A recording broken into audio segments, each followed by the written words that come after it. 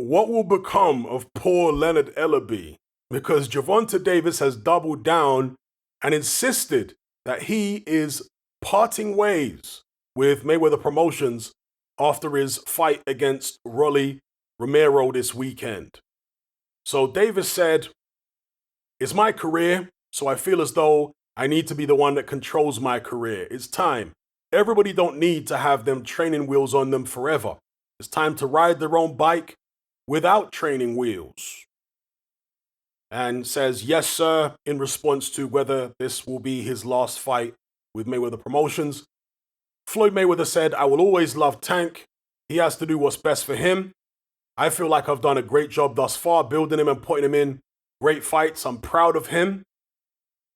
In response to Mayweather's remarks, Davis said, "I feel as though the feeling's mutual. There's nothing bad, or I have bad blood with Mayweather Promotions. I'm definitely appreciative of what they've done for me over the years. It's no love lost. It's just time for me to grow up and be my own man."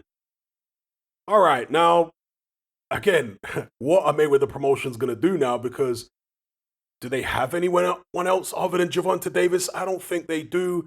If I'm forgetting someone, please remind me in the comments section below. Mr. Leonard Ellaby has been mouthing off all over the place, but now he's about to lose his biggest client. Will Leonard Ellaby completely disappear from social media? Because once Gervonta Davis is gone, what else is there for people to interview Leonard Ellaby about? Other than to just get him to talk more trash about Eddie Hearn, but for what reason? He's not promoting anything, right? If he doesn't have Gervonta Davis, what shows are they really putting on?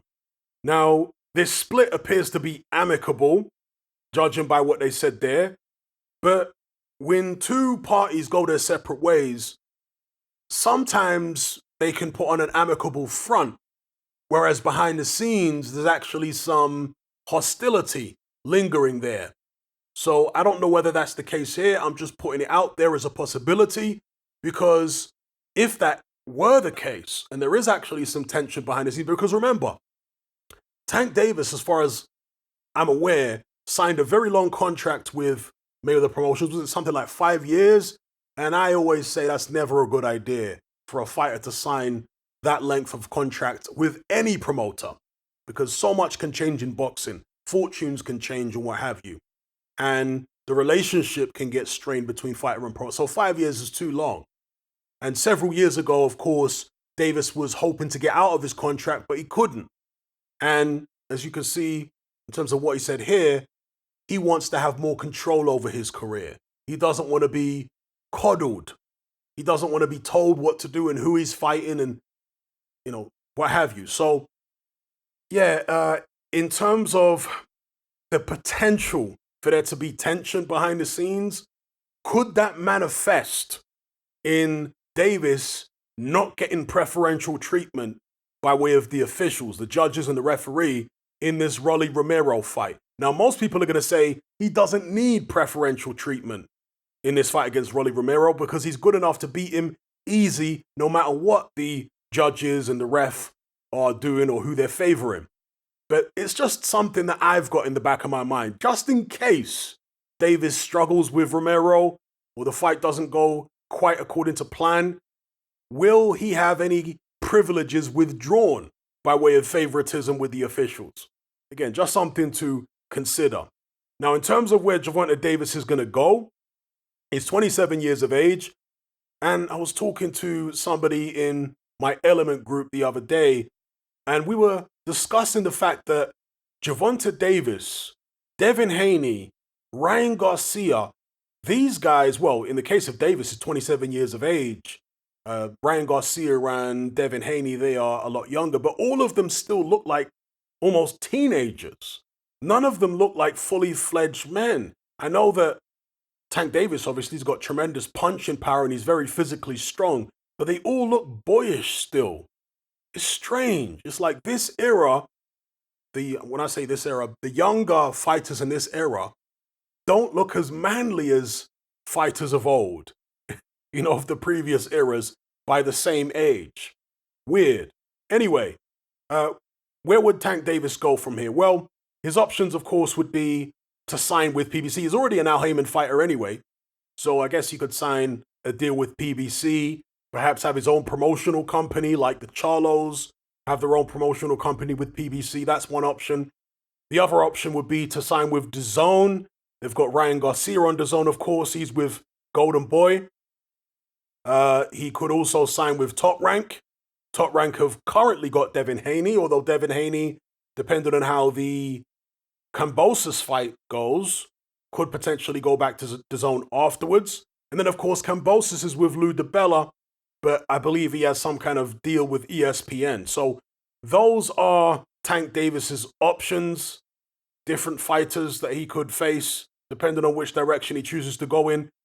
Where do you guys think he should go? Perhaps he's going to try and sign, short deals, 2-3 fight deals, the way that Canelo Alvarez does. Maybe that's what he's talking about with regards to being more in control of his career. Having, short contracts where he signs for particular fights with one company and then he switches gears and goes to sign with another company, for a different fight. I think that would be a good idea, but does Gervonta Davis have enough clout in the game to be able to do that? Because a lot of fighters want to do that, but they don't really have the star power yet in terms of ticket sales and pay-per-views and viewing figures and so on. Generally, other than maybe DAZN, most broadcasters and promoters want to sign a fighter on a multi-fight deal. And there are some exceptions. Of course, you got Devin Haney signing with Top Rank just to get the Kambosos fight, although Kambosos is not with Top Rank. And I believe that's a short deal. But to my knowledge, Haney has really signed himself away as the B-side in that fight, like in a major way contractually, as far as I'm aware. Would Gervonta Davis be willing to do that because he's used to being the A-side under Mayweather Promotions? Would he be willing to go in there as the B-side just so he could get a short contract?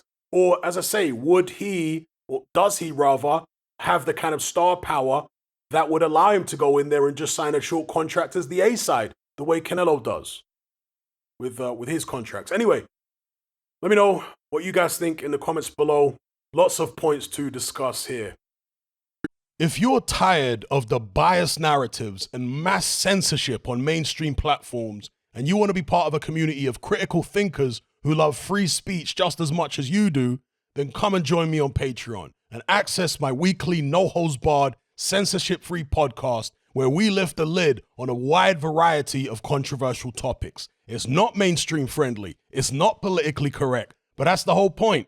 We dare to stand as a beacon of reason against an army of insanity. Just head on over to my Patreon page and select the tier called Hatman Hot Topics. You'll gain access to a minimum of 2 hours of exclusive content every single week, including podcasts, videos, interviews, live stream Q&As, as well as my popular Confessions of a Nightclub Bouncer series. Not to mention a vast back catalog of hundreds of hours of previous episodes. You can listen via the Patreon app with the option to download in high-quality MP3. We've also got an Element group where you can come and chat and hang out with myself and other members. Unlike Discord, it has full end-to-end encryption, is decentralized, and is 100% censorship-free. You can also send voice notes as well as much larger audio and video files than you can on Discord. So come and sign up on Patreon. There's no contract, there's no commitment, you can cancel at any time, and it's cheaper than a cup of coffee. So I'll see you over there. I'm out.